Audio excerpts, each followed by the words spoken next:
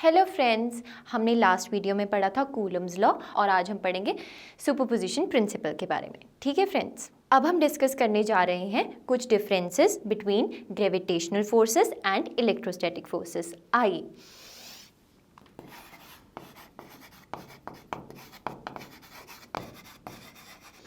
देखिए फ्रेंड्स, एक था इलेक्ट्रोस्टैटिक फोर्स और दूसरा था gravitational force.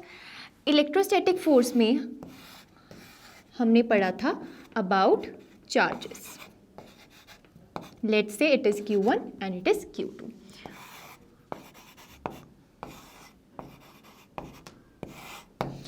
And gravitational forces में पढ़ा था हमने मासेस के बारे में। ठीक है फ्रेंड्स, अब सबसे पहले हम कुछ सिमिलैरिटीज देखेंगे इन दोनों फोर्सेस के बीच में एंड उसके बाद हम देखेंगे इन दोनों फोर्सेस के बीच का डिफरेंस। आइए सिमिलैरिटीज देखते हैं पहले।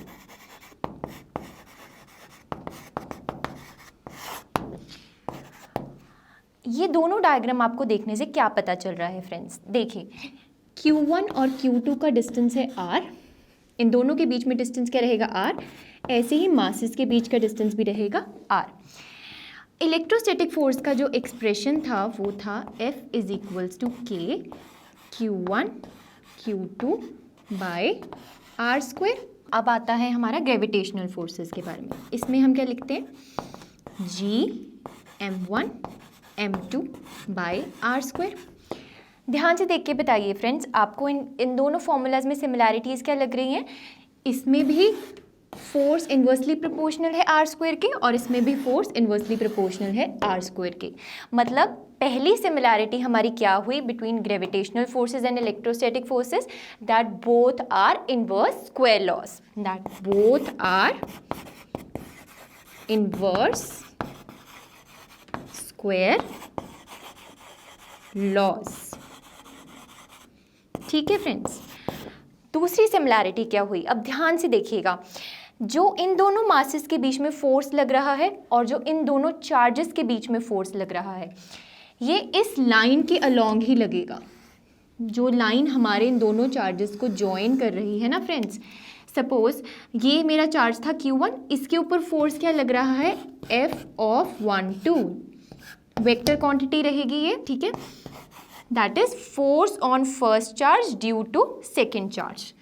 ये इस लाइन के अलोंग ही लगेगा फ्रेंड्स। फिर ध्यान से सुनिएगा, इस लाइन के अलोंग ही लगेगा जिस लाइन के थ्रू ये दोनों चार्जेस ज्वाइन हैं। सेम इस केस में भी ऐसा ही होता है फ्रेंड्स। इसमें भी जो फोर्स लगता है ना, वो इस लाइन के अलोंग ही लगता है।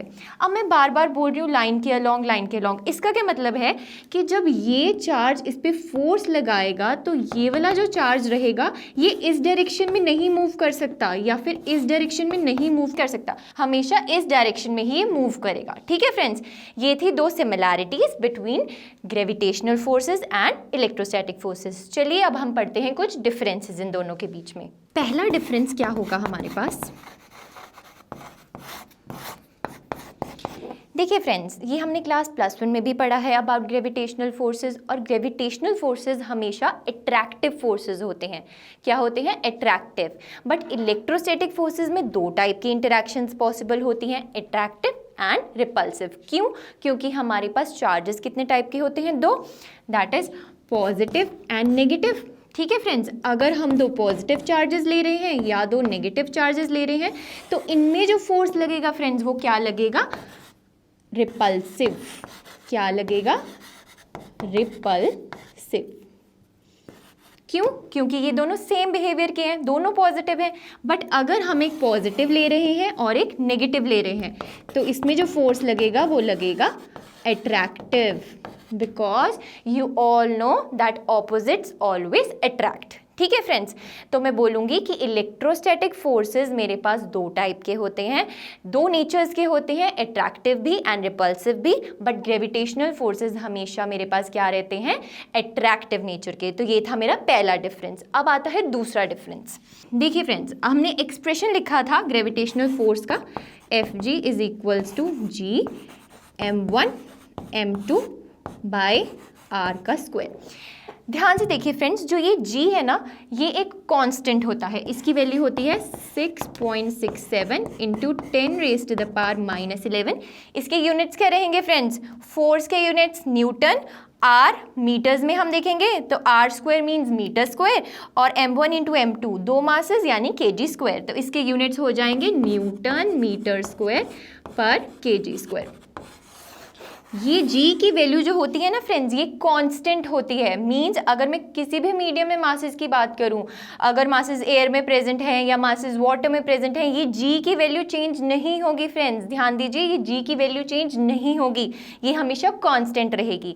ये तो बात थी ग्रेविटेशनल फोर्सेस की। बट अगर हम बात करें इलेक्ट्रोस्टैटिक फोर्सेस में, इलेक्ट्रोस्टैटिक फोर्सेस का एक्सप्रेशन था K Q1 Q2 by R square, और K की यहाँ पे मेरे पास क्या वैल्यू थी, 1/4 pi epsilon not. Epsilon not क्या थी फ्रेंड्स, यहाँ पे permittivity in the free space, ठीक है, ये थी परमिटिविटी। मीन्स जो यहाँ पे K की डिपेंडेंस आ रही है फ्रेंड्स, वो आ रही है एप्सिलॉन नॉट पे, यानी कि परमिटिविटी पे। अब परमिटिविटी एयर में कुछ डिफरेंट होगी, अगर मैं ये दो चार्जेस को वाटर में रख दूंगी तो कुछ डिफरेंट होगी।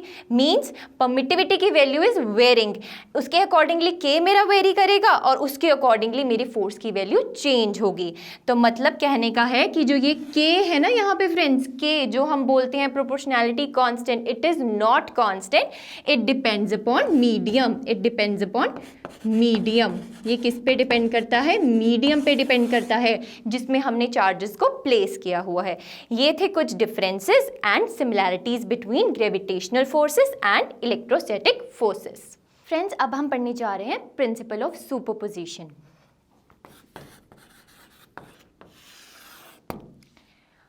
प्रिंसिपल ऑफ सुपरपोजिशन क्या कहता है कि अगर मेरे पास एक चार्ज है, उसके साथ 2 चार्ज, 3 चार्ज, 4 चार्ज, 5 चार्ज, इतने सारे चार्जेस ले आती हूँ, तो अगर मुझे एक चार्ज पर नेट फोर्स निकालना है तो वो हम कैसे निकालेंगे, आइए देखिए। ये था मेरा एक charge Q, Q1, Q2, Q3। Q charge है पॉजिटिव, Q1 भी रहेगा पॉजिटिव, Q2 भी रहेगा पॉजिटिव और Q3 भी रहेगा पॉजिटिव। इसको चलो नेगेटिव ले लेते हैं हम सिंप्लिसिटी के लिए। अब हम क्या देख रहे हैं कि हमने कूलम्स लॉ में पढ़ा था, ये तो अब मैं शुरू से ही बोल रही हूँ फ्रेंड्स आपको टॉपिक पे, कि जो लाइक चार्जेस होते हैं वो रिपेल करते हैं और जो अनलाइक चार्जेस होते हैं वो अट्रैक्ट करते हैं। तो अब ये नेगेटिव रहा, ये पॉजिटिव रहा, तो ये इसको क्या करेगा फ्रेंड्स, अट्रैक्ट करेगा, यानी कि F2। ये दोनों क्या रहते हैं फ्रेंड्स, पॉजिटिव चार्जेस, तो ये क्या करेंगे, रिपेल करेंगे, यानी कि ये इस साइड को जाएगा F1, और Q3 और Q दोनों पॉजिटिव चार्जेस हुए फ्रेंड्स, तो ये भी इसको क्या करेगा, रिपेल, तो ये जाएगा F3। अब इसके ऊपर फ्रेंड्स मुझे निकालना है नेट फोर्स क्या रहेगा। सुपरपोजिशन प्रिंसिपल क्या कहता है फ्रेंड्स, F नेट क्या आएगा, F1 plus F2 plus F3, इन तीनों का वेक्टर सम आएगा। क्या आएगा, वेक्टर सम आएगा। ठीक है फ्रेंड्स, वेक्टर सम से मेरा क्या मतलब रहेगा, vectors means magnitude plus direction, तो मीन्स F1, F2, F3 ये तीनों फोर्सेस का मैग्नीट्यूड भी रहेगा और डायरेक्शन भी रहेगी। ठीक है, अब फ्रेंड्स हम आगे पढ़ने जा रहे हैं इसको डिटेल में with the some examples. Example start करने से पहले मैं इस प्रिंसिपल ऑफ सुपरपोजिशन के बेसिस पे आपको 2 पॉइंट्स मेन बताना चाहती हूँ। जैसे कि पहला पॉइंट है, ये मेरे पास 4 चार्जेस थे, ये मेरे पास 4 चार्जेस थे। अब मैं लेकर आती हूँ एक नया चार्ज, दैट इज Q4। तो ये चार्ज भी इस चार्ज के ऊपर कुछ इफेक्ट डालेगा, मतलब अगर ये पॉजिटिव चार्ज है और ये भी पॉजिटिव है तो दे विल रिपेल। ठीक है, अब मैं क्या कहना चाहती हूँ कि जो पहले F1, F2 या F3 ये इंडिविजुअल फोर्सेस थे, जो ये इफेक्ट नहीं होंगे इस Q4 के चार्ज के आने से, बट जो F नेट है वो चेंज हो जाएगा, उसमें एक और टर्म आ जाएगी, that is F4।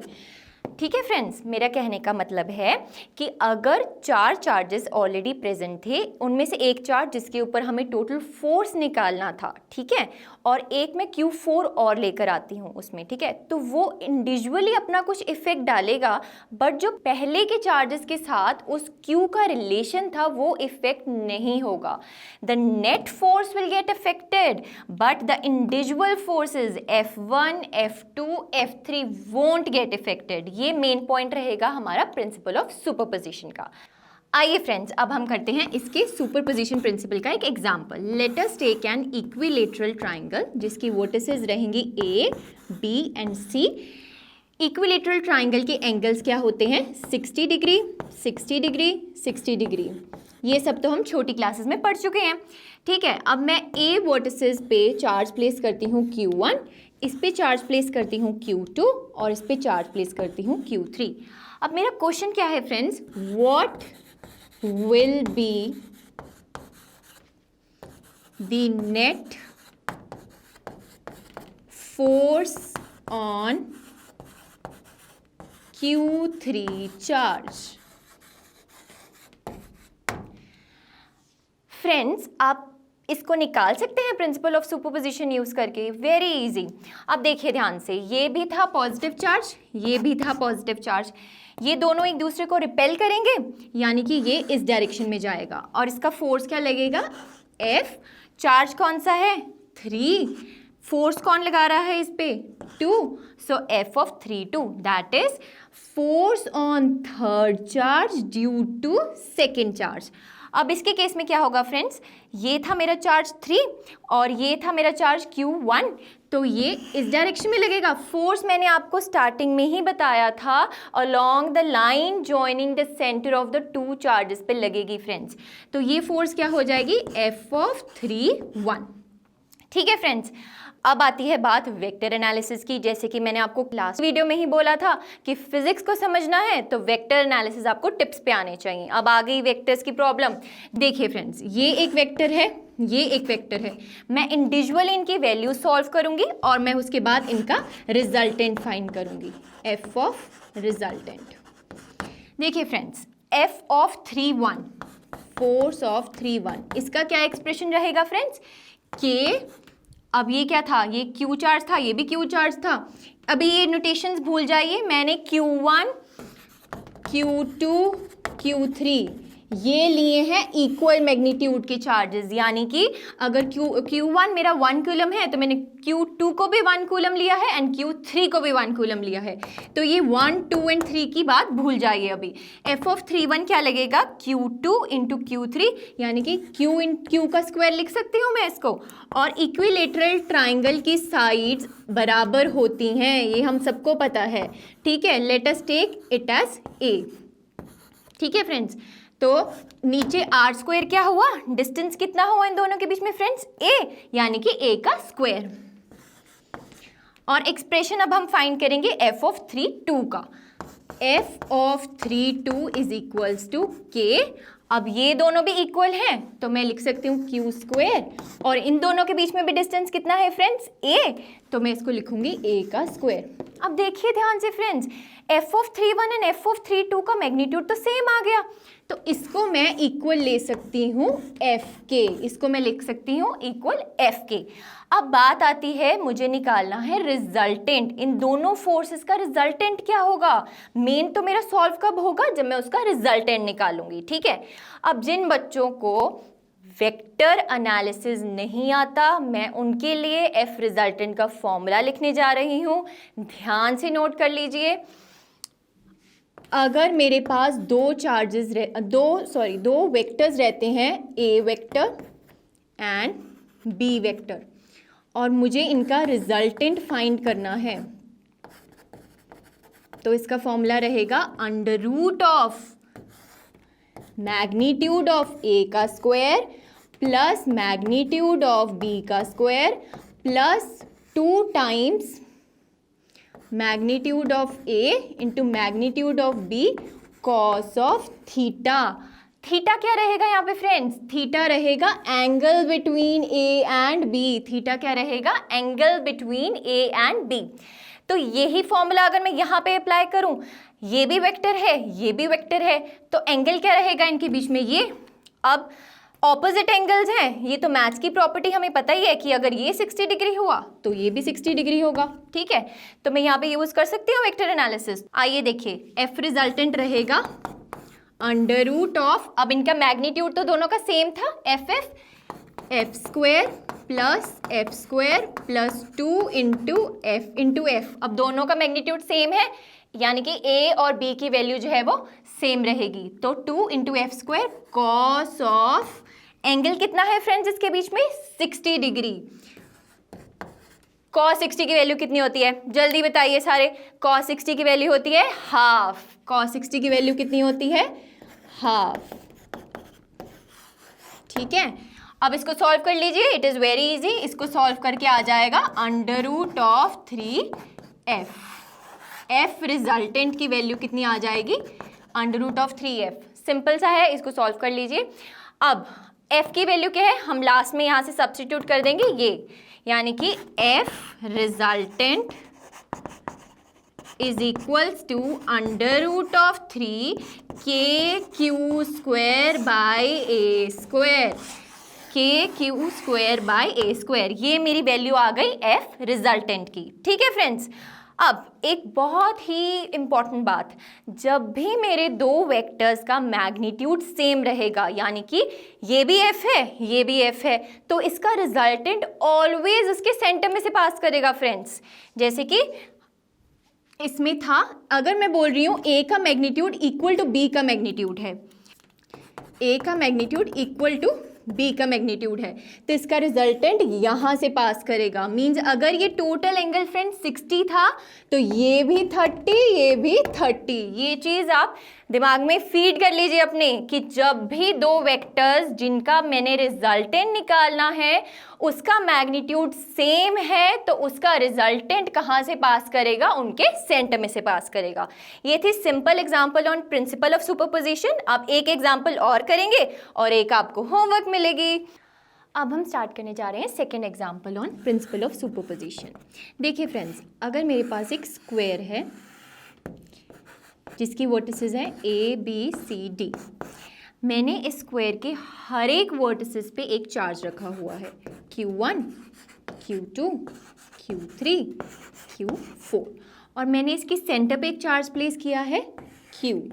And question है मेरा, what will be the net force on Q। देखिए फ्रेंड्स, अब ये सारी मैंने ली हैं पॉजिटिव चार्जेस। अब ये चीज़ तो मैं शुरू से ही बोलती आ रही हूँ कि पॉजिटिव चार्जेस क्या करते हैं, रिपेल करते हैं। अब ये इसको रिपेल करेगा इस डायरेक्शन में, यानी कि f(4), ये लगेगा f(2), ये लगेगा f(3) एंड ये लगेगा f(1). देखिए friends, do we need to solve it? सच देख के बताइए, आपको लगता है हमें ये सॉल्व करने की ज़रूरत है? ध्यान से देखिए, स्क्वायर की सारी साइड्स बराबर होती हैं, ये तो हम सबको पता है। तो जितना इसके बीच में डिस्टेंस रहेगा उतना ही इसके बीच में डिस्टेंस रहेगा, उतना ही इसके बीच में, उतना ही इसके बीच में, ठीक है। तो अब क्या होगा, ये और ये क्या रहेंगे, ऑपोजिट रहेंगे, ये और ये भी रहेंगे ऑपोजिट, तो सारे तो कट हो जाएंगे, तो फोर्स क्या रहेगा, zero. Force will be zero. तो मैं कहना क्या चाहती हूँ, जब भी ऐसी कोई चार्ज डिस्ट्रीब्यूशन जो यूनिफॉर्म है, यानी कि सारे पॉजिटिव चार्जेस हैं, तो उसके केस में मेरे पास जो नेट फोर्स की वैल्यू आती है वो आती है ज़ीरो, ठीक है फ्रेंड्स। अब बारी आती है आपके होमवर्क क्वेश्चन की। चलिए फ्रेंड्स, अब स्टार्ट करते हैं होमवर्क क्वेश्चन लिखना। सेम ही है, ये मैंने स्क्वायर लिया है, ये मैंने चार्ज लिया है Q1, Q2, Q3, Q4, ठीक है फ्रेंड्स। अब मैंने क्या करा है, इसको तो पॉजिटिव लिया, इसको भी पॉजिटिव लिया, इसको भी पॉजिटिव लिया, बट इसको क्या ले लिया, नेगेटिव। इसको क्या ले लिया, नेगेटिव। और मैंने सेंटर में इसके चार्ज क्या प्लेस कर दिया, Q। अब क्वेश्चन क्या है आपका, what will be the total force on charge Q। What will be the total force on charge Q? आप सभी सॉल्व करके आएंगे। हम नेक्स्ट वीडियो में सबसे पहले यही क्वेश्चन डिस्कस करेंगे। आप सब नोट कर सकते हैं ये क्वेश्चन। देखिए फ्रेंड्स, अभी तक हम जितनी भी डिस्कशन करते आए हैं वो हमने करी है डिस्क्रीट चार्जेस के ऊपर। किसके ऊपर? डिस्क्रीट चार्जेस के ऊपर। डिस्क्रीट कैसे थे वो? Q1, Q2, इनके बीच में कुछ फाइनाइट डिस्टेंस था R, ठीक है, इसके बीच में कुछ फाइनाइट डिस्टेंस था। अब नेक्स्ट आते हैं हमारे continuous charges. Continuous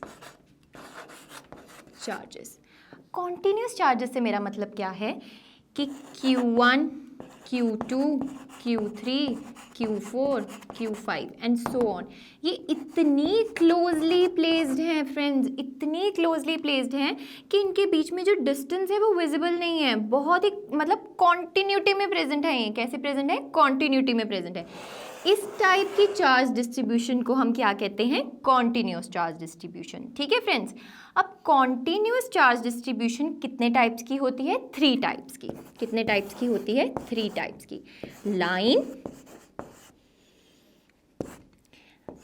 surface, volume. देखिए फ्रेंड्स, अब हम लाइन, सरफेस एंड वॉल्यूम को डिटेल में समझने जा रहे हैं कि कैसे हम बोल सकते हैं कि एक डिस्ट्रीब्यूशन लाइन है, दूसरी सरफेस है, तीसरी वॉल्यूम है। सबसे पहले हम कंसिडर करते हैं लाइन चार्ज डिस्ट्रीब्यूशन। सिंपली अगर ऐसा कोई कर्व है फ्रेंड्स जिसके ऊपर चार्जेस प्रेजेंट हैं, positive positive positive positive and so on, इस टाइप के डिस्ट्रीब्यूशन को मैं क्या बोलूँगी? Line charge distribution. क्या आप देखना चाहेंगे ये कैसी दिखेगी? कुछ ऐसी दिखेगी। ये है लाइन चार्ज डिस्ट्रीब्यूशन की एग्जांपल फ्रेंड्स। इसके ऊपर चार्जेस रहेंगे पॉजिटिव पॉजिटिव लाइक दिस, जैसे कि मैंने यहाँ पे ड्रॉ किया है। इस टाइप के डिस्ट्रीब्यूशन को मैं क्या बोलूँगी? Line charge distribution. इसका क्या फॉर्मूला रहेगा? इसका फॉर्मूला रहेगा lambda is equals to Q by L. Q by L. Q यहाँ पे क्या रहेगा फ्रेंड्स? क्यू यहाँ पे क्या रहेगा? इस पूरी वायर पे जितना टोटल चार्ज होगा, कितने सारे पॉजिटिव्स हैं ये सारे, इसके ऊपर जितना टोटल चार्ज होगा फ्रेंड्स वो यहाँ पे रहेगा हमारा क्यू। एंड जितनी इसकी लेंथ होगी फ्रेंड्स, जितनी लेंथ होगी वो हम कहाँ डालेंगे इस फॉर्मूले में? यहाँ एल पे डालेंगे। ठीक है, तो यहाँ से मेरे पास लाइन चार्ज डिस्ट्रीब्यूशन की वैल्यू कितनी आ जाएगी? Lambda is equals to Q by L. ठीक है फ्रेंड्स। अब हम बढ़ते हैं सेकेंड चार्ज डिस्ट्रीब्यूशन की तरफ, जो कि है surface charge distribution. Surface charge distribution क्या रहेगी? अब जैसे कि आपको नाम से पता चल रहा है फ्रेंड्स कि सरफेस चार्ज डिस्ट्रीब्यूशन क्या होगी। कोई एक सरफेस होगा, लेट अस से हम एक स्क्वायर ले लेते हैं। ठीक है, स्क्वायर का कुछ एरिया होता है फ्रेंड्स। ठीक है, स्क्वायर की साइड सारी बराबर रहेंगी, ए लेट अस टेक ए। तो इसका एरिया कितना रहेगा? ए स्क्वायर। अब आप देखना चाहेंगे सरफेस चार्ज डिस्ट्रीब्यूशन कैसी दिखती है? कुछ ऐसी दिखेगी। अगर मैं कंडक्टिंग शीट ले रही हूँ तो सरफेस चार्ज डिस्ट्रीब्यूशन मैं कैसे निकाल सकती हूँ? लेट अस सपोज फ्रेंड्स ये एक कंडक्टिंग शीट है, इसकी एक साइड कितनी रहेगी? मैंने यहाँ पे मेजर करी हुई है। इसकी एक साइड है 16 सेंटीमीटर की, यानी कि इसका एरिया कितना हुआ फ्रेंड्स? इसका एरिया हुआ 16 इंटू 16 सेंटीमीटर स्क्वायर, यानी कि 256 सेंटीमीटर स्क्वायर। ठीक है फ्रेंड्स। अगर इस टाइप के चार्ज डिस्ट्रीब्यूशन के लिए मुझे वैल्यू निकालनी हो सिग्मा की, सिग्मा यानी कि सरफेस चार्ज डिस्ट्रीब्यूशन की वैल्यू, तो वो कैसे लिखूंगी मैं फ्रेंड्स? आइए देखिए, उसको लिखूंगी मैं sigma is equals to Q by area. अब यहाँ पे थी पहले फ्रेंड्स लेंथ, अब क्या आ जाएगा? एरिया। अब क्या आ जाएगा? एरिया। अब यहाँ पे जो स्मॉल क्यू रहेगा वो क्या रहेगा फ्रेंड्स? ये सारे चार्जेस जो प्रेजेंट हैं, टोटल चार्ज, ये क्या होगी? Q और एरिया क्या रहेगा 16 इंटू 16, ये क्या वैल्यू रहेगी हमारे एरिया की वैल्यू रहेगी। तो इस टाइप की डिस्ट्रीब्यूशन है अगर हमारे पास तो उसको मैं बोलती हूँ सरफेस चार्ज डिस्ट्रीब्यूशन। ठीक है फ्रेंड्स, आइए अब आगे चलते हैं थर्ड टाइप की डिस्ट्रीब्यूशन पे जो कि थी वॉल्यूम चार्ज डिस्ट्रीब्यूशन। आप सब देखना चाहेंगे वॉल्यूम चार्ज डिस्ट्रीब्यूशन कैसी लगेगी। वॉल्यूम अब किस चीज़ का होता है फ्रेंड्स, देखिए ये सिंपल एक क्यूब है, इसका लेंथ भी रहेगी विड्थ भी रहेगी, कुछ मोटा है ना ये, इसकी विड्थ है लेंथ भी है और कुछ हाइट भी है, इसका डिस्टेंस है नीचे से लेके ऊपर तक। अगर मैं इसको प्लेन लेवल मान रही हूँ और ये किस हाइट पे है इसको मैं बोलती हूँ h, ये कितना मोटा है उसको मैं बोलती हूँ विड्थ और ये कितना इस डायरेक्शन में उसको मैं बोलती हूँ लेंथ। ठीक है फ्रेंड्स, तो ऑब्वियसली इसका कुछ वॉल्यूम रहेगा। ठीक है, तो क्यूब का वॉल्यूम तो आपको सबको पता है क्या होता है, ए क्यूब। वॉल्यूम क्या रहता है, a cube, volume is equals to a cube. तो अगर मुझे वॉल्यूम चार्ज डिस्ट्रीब्यूशन की वैल्यू फाइंड करनी है तो वो कैसे मैं फाइंड करूंगी, उसको मैं लिखती हूँ रो से और वो होती है टोटल चार्ज अपॉन ए का क्यूब। ए का क्यूब यहाँ पे क्या आता है, मीन्स वॉल्यूम। सबसे पहले फ्रेंड्स क्या था मेरे पास, जब मैंने लेंथ ली थी तो मेरे पास आया था L, उसके बाद मेरे पास एरिया आया था तो मैंने लिखा था A। अब वॉल्यूम चार्ज डिस्ट्रीब्यूशन में क्या आया, ए क्यूब यानी कि वॉल्यूम। ठीक है फ्रेंड्स, ये थी मेरी सिंपल सी एग्जांपल्स। अब हम बात करने जा रहे हैं इनकी यूनिट्स के बारे में कि लैम्डा का, सिग्मा का एंड रो का यूनिट क्या रहेगा। देखिए फ्रेंड्स, इसका यूनिट क्या रहेगा, क्यू का यूनिट आप सबको पता है क्या होता है, जल्दी बोलिए क्या होता है, कूलम।